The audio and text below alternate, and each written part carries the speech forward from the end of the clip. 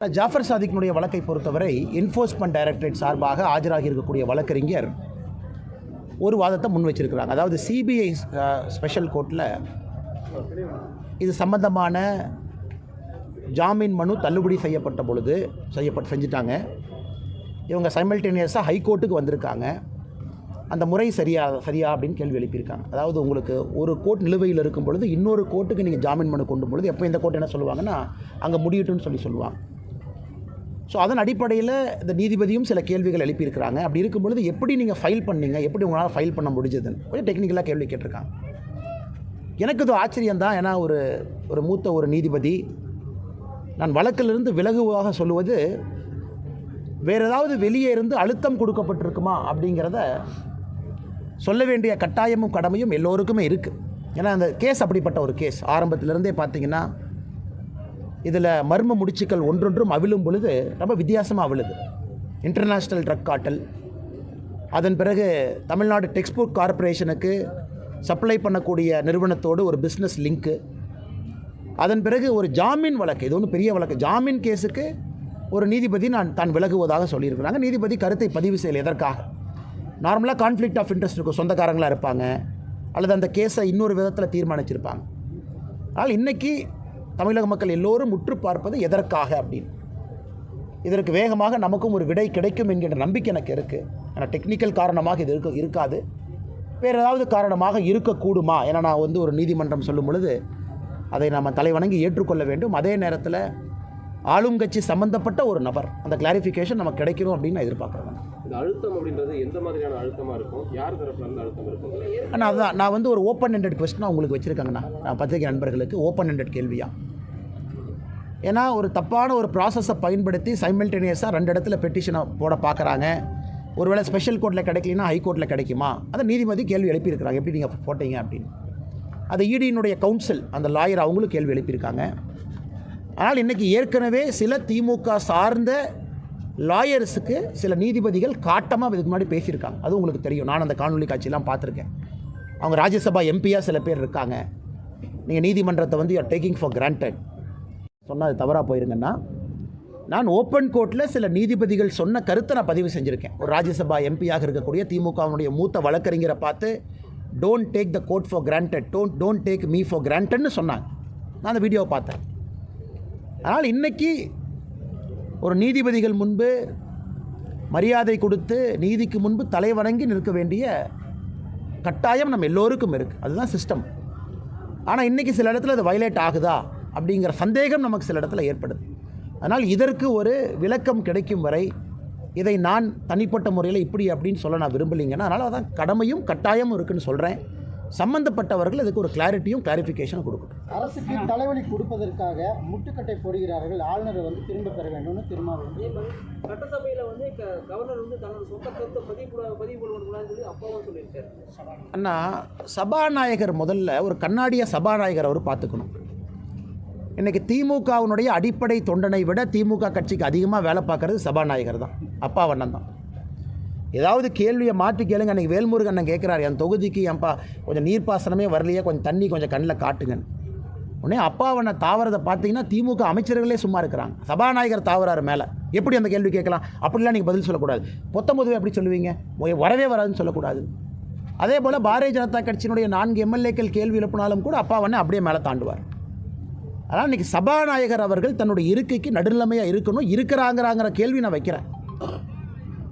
ஆட்சியினுடைய பாதி விஷயத்தை போய் பேசுகிறதே அவர் தான். அந்த சட்டமன்றத்தை திமுக சார்பாக நடத்தி கொண்டு செல்வதே சபாநாயகர் அவர் தான், அப்பாவையா. அதனால் கண்டிப்பாக அப்பாவையா அவர்களுக்கு இதை பற்றி பேசுவதற்கு உரிமை இல்லையா நான் பார்க்குறேன். உரிமை இருக்குது. ஆனால் இந்த கேஸில் அவர் திமுக சார்பாக ஒருதலை பட்சமாக நடந்து கொள்ளும் பொழுது அது சபாநாயகர் கருத்தா இல்லை திமுகவினுடைய உறுப்பினர் அப்பாவு அவர்கள் கருத்தான்னு தான் எனக்கு தெரியும்.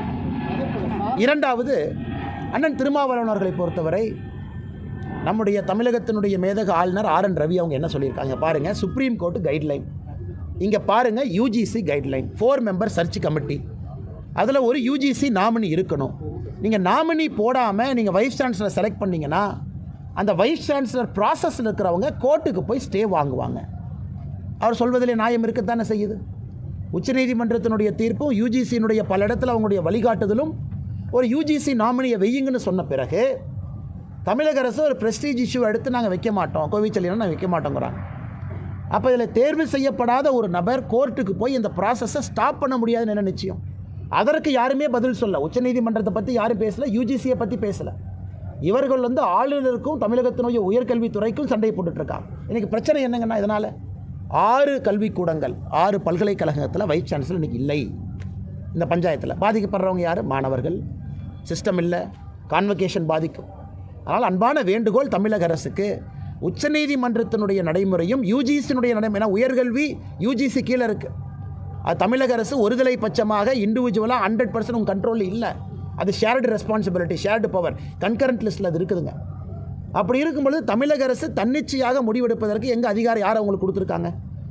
அதை அமைச்சர் அவர்களோ முதலமைச்சர் அவர்களோ அண்ணன் திருமாவளவன் அவர்களோ பேசாமல் அவர்களும் இந்த குட்டையை குழப்பத்தான் பார்க்குறாங்க. அதே வேளையில் உயர்கல்வித்துறை அமைச்சர் கோவிச்செல்வன் என்ன சொல்லியிருக்காருன்னா, ஆளுநர் கல்வியில் வந்து அரசியல் செய்யக்கூடாது அப்படின்ற ஒரு கருத்தையும் சொல்லியிருக்காரு. அண்ணா, கல்வியில் இவங்க அரசியல் பண்ணுறனால தான் ஆளுநர் அவர் கருத்தை சொல்கிறார். அதனால் செல்லியன் அண்ணனுக்கு என்னுடைய அன்பான வேண்டுகோள் என்னென்னா, நீங்கள் அரசியல் பண்ணுறீங்க கல்வியில், அதனால தான் ஆளுநர் இன்டர்ஃபியர் பண்ணுறாங்க. நீங்கள் அரசியல் பண்ணலாம், ஆளுநரே இன்டர்ஃபியர் பண்ணுறாரு. சர்ச் கமிட்டி போட்டு யூஜிசி நாமினி வந்து பணம் கொடுக்காம தமிழ்நாட்டில் வைஸ் சான்சலர் போஸ்ட் எப்படி இருந்துச்சுன்னு பல பேர்த்துக்கு தெரியும். மார்க்கெட்டில் எவ்வளோ வேல்யூ வைஸ் சான்சலருக்கு பணம் கொடுத்ததுக்கு முன்னாடி எப்படி நடந்துச்சுன்னு தெரியும். அதுக்குள்ள நான் போக விரும்பலைங்க. ரவி அவர்கள் வந்த பிறகு இதற்கு முன்பு ஆளுநர் அவர்கள் எல்லாம் இதை கொஞ்சம் டைட் பண்ணி இன்றைக்கி இந்த ப்ராசஸில் ஒரு டிரான்ஸ்பரன்சியை நேர்மையை கொண்டு வந்திருக்காங்க. எங்கேயும் கூட ஆளுநர் தேர்வில் முறைகேடு இருக்குன்னு யாரும் சொல்லாத அளவுக்கு இது நடந்து கொண்டிருக்கேன். அதனால் ஆளுநர் எங்கன்னா அரசியல் பண்ணுறாரு, எங்கன்னா அரசியல் அவரால் புஷ் பண்ணாரா? நீங்கள் சொல்கிறது தான் சர்ச் கமிட்டி கொடுக்குறது அவர் ஏற்றுக்கிறாரு. சர்ச் கமிட்டியில் மாநில அரசு உறுப்பினர் இருக்கிறீங்க, யூஜிசி நாமினி இருக்கிறீங்க, நீங்கள் 4 பேர் சேர்ந்து ஆளுநருக்கு ஃபைல் அனுப்புறீங்க. ஃபைலில் முதல் யாருன்னு சொல்கிறீங்க, ஆளுநர் கையெழுத்து போட்டு ஏற்றுக்கிறாரு. எங்கேயாவது ஆளுநர் வயலேட் பண்ணாராங்கன்னா? அப்படி இருக்கும் பொழுது அமைச்சர் அவர்கள் தான் அரசியல் செய்கின்றாரோ தவிர, அரசியல் செய்யக்கூடிய அமைச்சரை சரியான திசையிலே ஆளுநர் அவர்கள் வழிநடத்துகின்றார்கள் என்று தான் பொருள். இதில் ஆனால் திருமாவளவன் சொல்லியிருக்காரு, சகோதரத்துவம் இருக்கும் மதத்தை பாராட்டுகிறோம், பிறப்பின் அடிப்படையில் சகோதரனாக ஏற்கும் மறுக்கும் மதத்தை எப்படி ஏற்க முடியும்னு கேட்டார். பிறப்பின் அடிப்படையில் அனைவரும் சமம்தான். பிறப்பின் அடிப்படையில் ஜாதிகள் இல்லை. பிறப்பின் அடிப்படையில் எல்லாரும் சம்மதம்தான். அதான் எல்லாருக்குமான கொள்கை. நாங்கள் சொல்வது, நீங்கள் ஒரு தீவிரவாதியை கொண்டாடுனீங்கன்னா நாங்கள் தவறுன்னு சொல்கிறோம். இஸ்லாமை தவறுன்னு நாங்கள் சொல்ல, தீவிரவாதியை தவறுன்னு சொல்கிறோம். அதை எப்படி இவர் வந்து பிறப்பின் அடிப்படையில் இப்படி அப்படின்னு சொல்லலாம்? அதனால் இன்றைக்கி அண்ணன் திருமாவளவன் அவர்கள் சொல்லட்டும். காங்கிரஸ் கட்சி கூட்டணியில் இருக்கார், திமுக கூட்டணியில் இருக்கார், பாரதிய ஜனதா கட்சி. அண்ணன் திருமாவளவன் அவர்கள் மனசாட்சிப்படி சொல்லட்டும். இவரே தான் 2012 பாராளுமன்றத்தில் காங்கிரஸ் திமுகவை எதிர்த்து இவர் தான் சண்டை போட்டார். என்சிஆர்டி டெக்ஸ்ட் புக்கில் ஒரு கார்ட்டூன் இருந்துச்சு. அந்த கார்ட்டூன் எப்படின்னா, நேரு அவர்கள் கையில் சவுக்கு, அம்பேத்கர் ஐயா அந்த அரசியலமைப்பு சட்டத்தை செஞ்சுட்டு இருக்கிறாங்க. நேரு அவர்கள் சவுக்கை வச்சு அம்பேத்கர் ஐயாவை அடிக்கிற மாதிரி ஒரு கார்ட்டூன். அதில் என்ன சொல்கிறாங்கன்னா, அம்பேத்கர் அரசியலமைப்பு சட்டத்தை ரொம்ப மெதுவாக நத்தை வேகத்தில் போனனால நேரு அவர்கள் சாட்டையை சொல்லட்டினார்னு என்சிஆர்டி டெக்ஸ்ட் புக்கில் இருந்துச்சு. அதை எடுத்தது நாங்கள், நம்முடைய அரசு வெளியெடுத்தோம். அதை இதற்காக 2012 காங்கிரஸையும் திமுகவையும் எதிர்த்து பாராளுமன்றத்தில் போராடியது அண்ணன் திருமாவளவன் அவர்கள். ஆனால் அண்ணங்கிட்ட ஒரே வார்த்தை தான் நான் கேட்குறேன், அண்ணா காங்கிரஸ் திமுக வடவா சமூக நீதியில் நாங்கள் ரொம்ப பின்னாடி இருக்கோம். பாரதிய ஜனதா கட்சியை பொறுத்தவரை எங்களுடைய அரசியலமைப்பு சட்டம் அதை பாரதிய ஜனதா கட்சி எங்கே வயலேட் பண்ணியிருக்கு? பாரதிய ஜனதா கட்சியினுடைய முதலமைச்சர்களிலிருந்து, அமைச்சர்களிலிருந்து, ஜனாதிபதியிலிருந்து எல்லாத்தையும் பாருங்கள், நாங்கள் கௌரவம் கொடுத்துருக்கோமா, கௌரவம் கொடுக்கலையா? ஆனால் அண்ணன் திருமாவளவன் அவர்கள் மனசாட்சி இருக்குது, ஏதோ இருக்குது அவருக்கு, அண்ணன் உள்ள அரசியலுக்காக வேண்டும் என்றே பேசுகிறார். ஆனால் திருமாவளவன் அவர்கள் நன்றாக உணர்ந்து கொள்ள வேண்டும். 2012 நீங்கள் பண்ண போராட்டத்தான் ட்விட்டரில் நான் பதிவு போட்டேன்னா நீங்களே பேசிட்டு இப்போ மாற்றி பேசுகிறீங்களே. இன்றைக்கி அவர் அரசியலில் அவர் கட்டாயம் திமுகவோடு இருக்கணும், திமுக சொல்கிறதெல்லாம் பேசணும், கிளிப்பிள்ளையை போல் பேச வேண்டும் என்று. இன்றைக்கி அவர் நிலைமை அப்படி ஆயிடுச்சு. நான் சில இடத்துல ரொம்ப வருத்தப்படுறேன். சட்டத்துறை அமைச்சர் ரகுபதி ஒரு கருத்து சொல்லியிருக்காரு. அதாவது இந்த இன்னைக்கு கடந்த வாரம் கோவையில் நடந்த அந்த இஸ்லாம் ஊர்வலத்தில் அதில் இஸ்லாமியர்கள் நிறைய பேர் பங்கெடுத்ததை நாங்கள் எப்படி கட்டுப்படுத்த முடியும், அது வந்து அவங்களுடைய மத அடிப்படையில் தான் நடத்தினாங்க அப்படின்ற ஒரு கருத்தை அவர் சொல்லியிருக்காரு. ஐயா ஐயா ஐயா ஐயா இறுதி ஊர்வலம் பப்ளிக் ப்ரொசஷனாக எதற்கு அரசு காவல்துறைக்கு அழுத்தம் கொடுத்து வேடிக்கை பார்த்து நில்லுங்கன்னு நீங்கள் சொல்கிறீங்க? திமுகவை எதிர்த்து அரசியல் கட்சி போராடினா பர்மிஷன் இல்லை பிஜேபிக்கு, உதாரணத்துக்கு கூட்டஞ்சேர்றதுக்கு இல்லை. கைது. நான் நேற்றை பற்றி சொல்லனா, சில இடத்துல கூட்டம் சேர்றதுக்கே அனுமதி இல்லை. 2 பேர் வந்தால் கைது. இது தமிழகத்தில் நடக்கிற நிலைமை. ஆனால் இங்கே தீவிரவாதின்னு சொல்லி புதைக்கப்படுகின்றார்கள், விதைக்கப்படுகின்றார்கள். அவங்க மேலே கேஸ் ஆக்ஷன் எடுத்தீங்களா? அது பிரிவினைவாதம் இல்லையா? அது செக்ஷன் 153A இல்லையா? அதில் வந்து சட்டம் உங்களுக்கு அது ஒரு சட்டம் இது ஒரு சட்டமா? மாட்டியர் அப்படிங்கிறாங்க. அது வந்து தேச பிரிவினைவாதம் இல்லையா? அது வந்து நேஷனல் செக்யூரிட்டி ஆக்ட் NSA வராதா? அப்போ NSA நீங்கள் யார் மேலே பாய்ச்சுவீங்க? பத்திரிகையாளர் யாராச்சும் கருத்து சொன்னால் அவர் மேலே NSA போடு. பத்திரிகையாளர் யாராச்சும் கருத்து சொன்னால் திமுகவை பற்றி கிரிட்டிசைஸ் பண்ணால் அவரை காலையாளத்தை பிடிச்சி கஞ்சா வழக்கு போட்டு தேனி கூட்டிகிட்டு போ. அந்த பத்திரிகை நண்பர்கள் என்னை பற்றி தப்பாக சொல்கிறார், அது வேறங்கண்ணா. ஆனால் பத்திரிகை நண்பர் ஒரு கருத்து சொல்கிறார். கருத்து நல்லதா கெட்டதா 2வது பாயிண்ட். அதுக்கெல்லாம் NSAவும் ஒரு சட்டமும் இப்படி வருதல்ல. இதில் விதைக்கப்படுகின்றார்கள், புதைக்கப்படுகின்றார்கள், அடுத்து உருவாக்கப்படுகின்றார்கள். இதெல்லாம் இங்கே பிரிவினைவாதம் போச்சு. அதனால் ரகுபதி அவர்களே, நீங்கள் சட்டத்துறை அமைச்சர் தானே, இதெல்லாம் நீங்கள் பார்க்குறீங்கல்ல, இதெல்லாம் உங்கள் வேலை இல்லையா? கேஸ் போட மாட்டிங்களா? அமைதியான முறையில் ஊர்வலம் நடந்துச்சா? இதைத்தான் நாங்கள் கேட்கின்றோம். எதற்கு ஒருதலை பட்சம் தான் எங்கள் கேள்வியை தவிர, நீங்கள் தயவு செஞ்சு மக்களை குழப்பாதீங்க. இறந்த பிறகு ஒரு மனிதனுக்கு ஒருத்தர் மரியாதை கொடுக்குறாங்க, கொடுக்கட்டும், ஆட்சேபனை கிடையாது. அது அவர்களுடைய வழக்கம், பண்ணட்டும். பப்ளிக்காக நடந்ததை நாங்கள் எதிர்க்கிறோம். பப்ளிக்காக அங்கே பயன்படுத்தப்பட்ட வார்த்தைகளை கண்டிக்கிறோம்.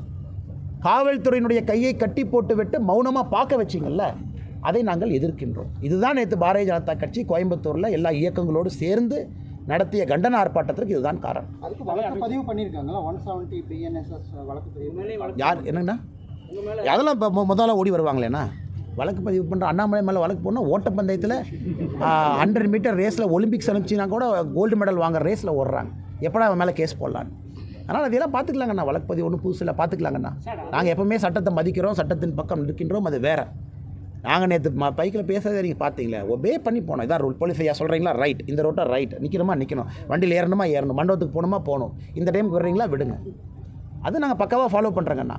நான் கேட்பது கோயம்புத்தூரினுடைய சூழ்நிலையை கருத்தில் கொண்டு ஒரு 144 உங்களுக்கு போட முடியாதா? ஒரு ஊர்வலம் போது, ப்ரொசஷன் போது, ஃபியூனரல் ப்ரொசஷன் போது 144 எதுக்கெல்லாம் போடுறீங்க? இதுக்கு போட மாட்டிங்களா? 5 பேத்துக்கு மேலே சேரக்கூடாதுன்னு சொல்ல மாட்டிங்களா? குடும்பத்தினுடைய தனிப்பட்ட நிகழ்வுன்னு சொல்ல மாட்டிங்களா? இல்லை 100 பேர் தான் மேக்ஸிமம், 100 பீப்புள் வாங்க, நீங்கள் நாமினேட் பண்ணிட்டு வாங்க, அது சொல்ல மாட்டிங்களா? எதுக்கெல்லாம் 144 போடுறீங்க? இதுக்கு போட மாட்டாங்களா? ஆனால் இன்றைக்கி தைரியமாக சில அமைப்புகள் மேலே போய் கம்ப்ளைண்ட் கொடுக்குறாங்க கமிஷனர்கிட்ட.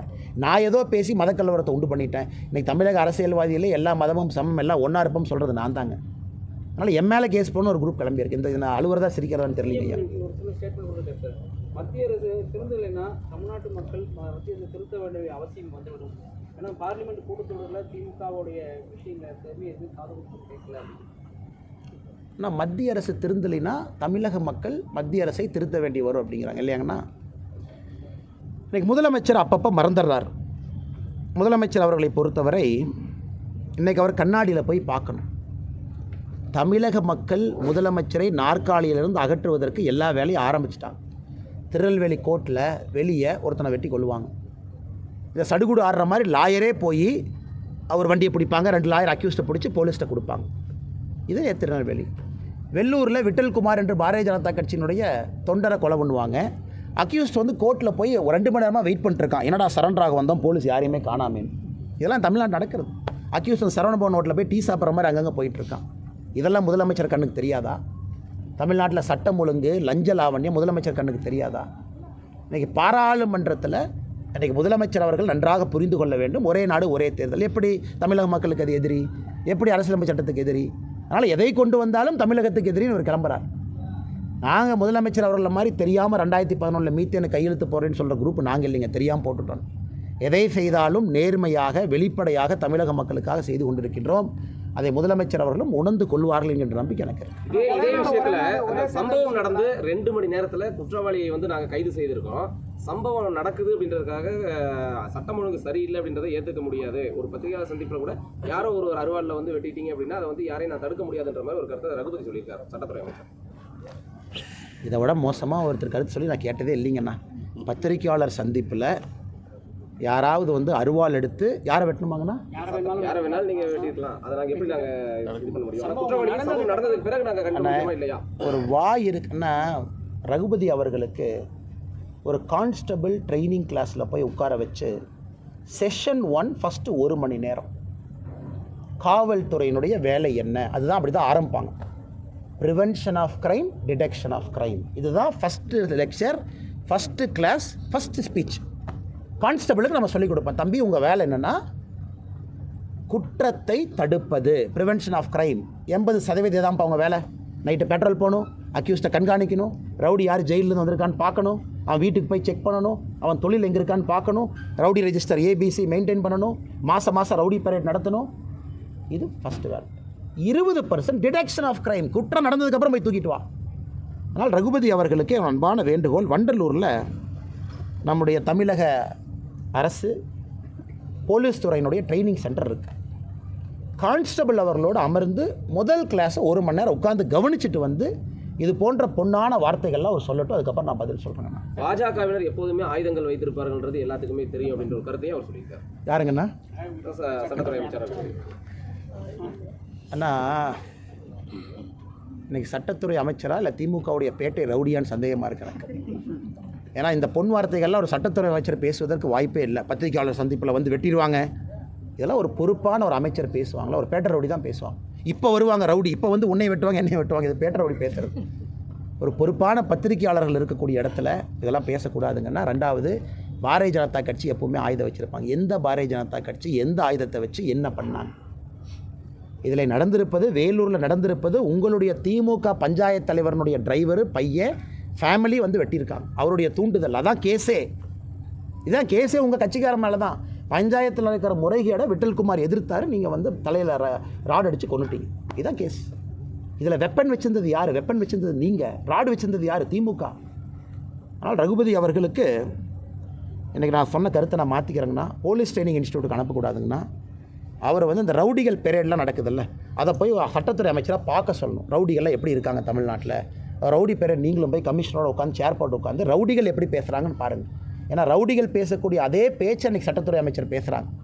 இப்போ ஒரு பேட்டை ரவுடிக்கும் சட்டத்துறை அமைச்சருக்கு இருக்கக்கூடிய அடிப்படை வித்தியாசம் என்ன? அடிப்படை வித்தியாசமே இல்லையே. அதே லாங்குவேஜை, அதே பதத்தை, அதே சொல் பதத்தை இவரும் பயன்படுத்துகிறாரே. 2026 சட்டசபை தேர்தலில் 200 தொகுதிக்கு மேலே ஜெயிச்சு காட்டுவோம் அப்படின்னு முதல்வர் சொல்லியிருக்காரு. தமிழ்நாட்டிலையானா, இந்தியாவிலையா, பங்களாதேஷ்லையா, பாகிஸ்தான்லையா? தமிழ்நாட்டுக்குள்ளேயானே? ஓகே. நான் முதலமைச்சர் அவர் அப்பப்போ மறந்து வர்றேன். அதான் உலகம் ஃபுல்லாக 200. இவங்க தான் திராவிட மாடல் அரசு யூரோப்புக்கு போயிடுச்சு, ஆஸ்திரேலியாவுக்கு போயிடுச்சு, நியூசிலாண்டுக்கு போயிடுச்சுங்கிறாங்க. எழுதி வச்சுக்கோங்கண்ணா, 200 தொகுதியிலே திராவிட முன்னேற்ற கழக தலைமையிலான கூட்டணி டெபாசிட்டை இழக்கும். 200ல் டெபாசிட் இழப்பாங்க. மிச்சம் 34 வெற்றின்னு சொல்ல, வெற்றி தோல்வி இருக்கலாம், தோக்கலாம், டெபாசிட் கிடைக்கலாம். 200ல் டெபாசிட் இழப்பாங்க. அந்த டெபாசிட் இழக்கிறவங்க தான் அப்படி பேசுவாங்க. எனக்கு வந்து 200 சொல்லிட்டாங்க, நான் ஈரோடு வந்து களத்தை பார்த்தேன், ஈரோடை பார்த்தோன்னே 205ன்னு தோணுது. நாளைக்கு கோயம்புத்தூர் வரும்போது சொல்லுவார், நான் இப்போ 220 மாற்றிக்கிறேன். எனக்கு ஒரே வேண்டுகோள் முதலமைச்சருக்கு, ஐயா 234 தாண்டி போயிடாதீங்க. 234 தான் இருக்குது. அது பேச்சுவாக்கில் 300, 350ன்னு போயிடாதீங்க. 200க்குள்ளேயே சுற்றிட்டு இருங்க. நன்றி அண்ணன். ஒரே தேர்தல் விஷயத்தில் சட்டம், நாடாளுமன்றத்தில் இந்த சட்டம் நிறைவேற்றினால் நான் நீதிமன்றத்தை நாடுவேன்னு சொல்லி சுப்பிரமணிய சாமி சொல்லியிருக்காரு. பாஜக என்னைய உங்களுக்கு ஒருத்தருங்க அண்ணே. சுப்பிரமணிய சாமி ஐயாவை பொறுத்தவரை நான் எப்பவுமே ஒரு வயதையும் அனுபவத்தையும் மதிக்கக்கூடிய ஒரு மனிதன். மோடி அவர்கள் மீது இருக்கக்கூடிய காழ்ப்புணர்ச்சி நாட்டுக்கு எதிரான காழ்ப்புணர்ச்சியாக மாறக்கூடாது என்பது ஐயா அவர்களுக்கு நான் வைக்கக்கூடிய அன்பான வேண்டும். உள்ளாட்சி தேர்தல் இப்போதைக்கு நடத்த முடியாதுன்னு சொல்லி வார்டு மறுவரைக்கு பிறகுதான் அதை நடத்த முடியும் கடைசியா முதுகுளத்தூர்ல நேற்று வந்து வாரச்சந்தை ஏலம் நடந்திருக்கு. அந்த ஏலத்தை எடுக்கிறதுக்கு திமுகவினருக்குள்ள சண்டை, அடிதடி சண்டை நடந்திருக்கு. அண்ணே, எங்கன்னே சண்டை நடக்காமல் இருக்கிறீங்க? புதுசாக ஒரு கேள்வி கேட்குறீங்க. கோட்டரை ஷேர் பண்ணுறதில்ல, இது டாஸ்மார்க்கில் சண்டை, முட்டையை பிரிக்கிற சண்டை. திருநெல்வேலி கோர்ட்டில் சண்டை எதுக்குண்ணே? திருநெல்வேலி கோர்ட்டில் வெட்டினாங்களே, என்ன கேஸுன்னு? அது ஆட்டை திருடி ஒருத்தர் விற்கிறான், அதான் கேஸு. திருடி விற்றதில் எனக்கு பாதி காசு வரலின்னு 2 பேரும் சண்டை போட்டு வெட்டிக்கிறோம். இதான் தமிழ்நாட்டில் கேஸு. அதனால் திமுககாரங்க எல்லா இடத்துலையும் சண்டை போடுறாங்க. புதுசாக இது இல்லைங்கன்னு சந்திப்போம். மன்னிச்சுங்க, நேரமாச்சு.